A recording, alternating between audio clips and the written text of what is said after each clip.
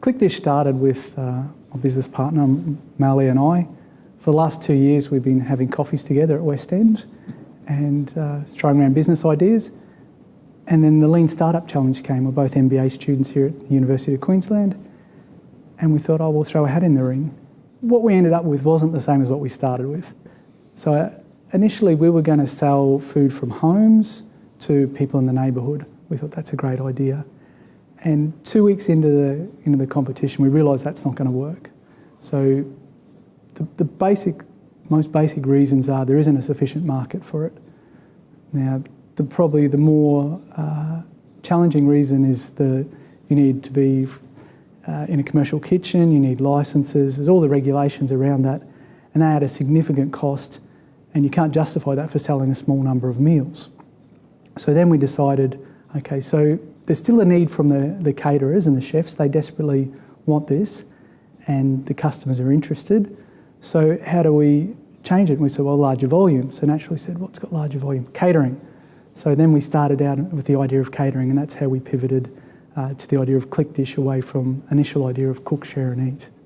Since the competition, ClickDish, we've created a website you can see behind us. We've set a launch date. We've got our first few customers, so we're going through the nail it and scale it process. So right now we're in the nail it portion. So we're testing out with a few customers, trying to build up a better website that we want. So we're going to launch a functional website at the end of July.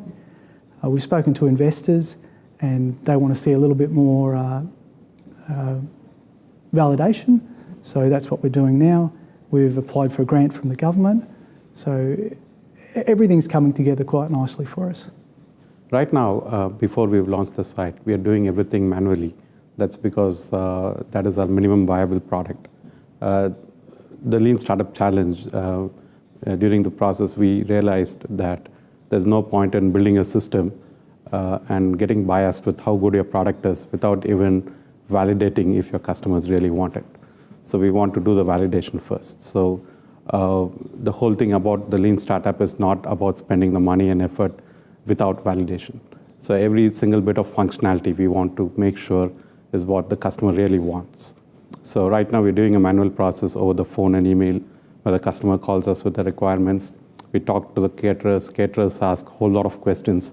So now we know what we should be asking the customers in the first place.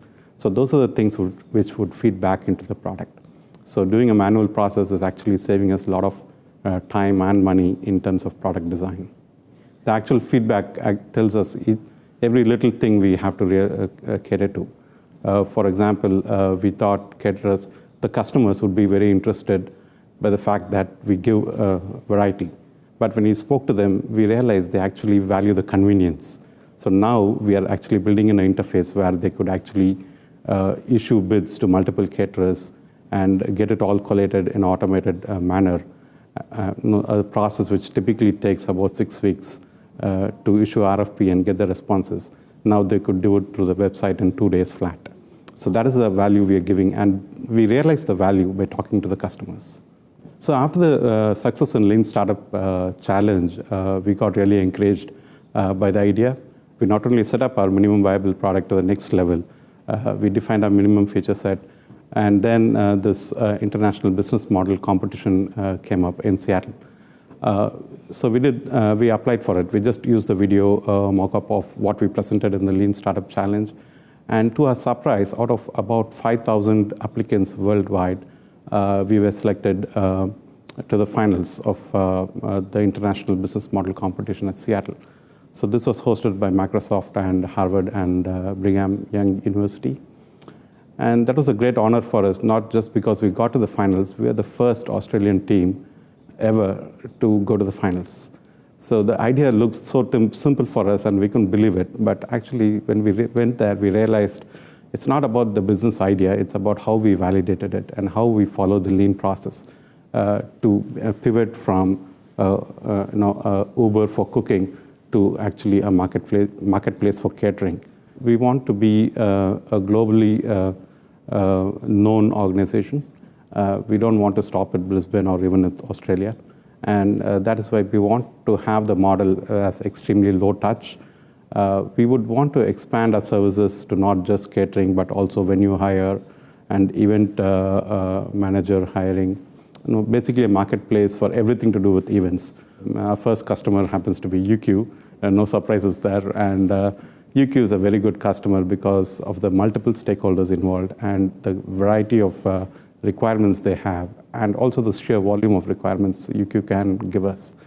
So we want to nail it with one customer first and then scale it. The biggest thing we learned is it's very easy to get biased, either by your own idea of your product or by the overconfidence you get from the initial successes you face. The key learning is we need to keep validating every step of the way, and we should never stop validating, even if your business is doing good. We need to keep validating whether the customer's requirements are changing or are they still the same.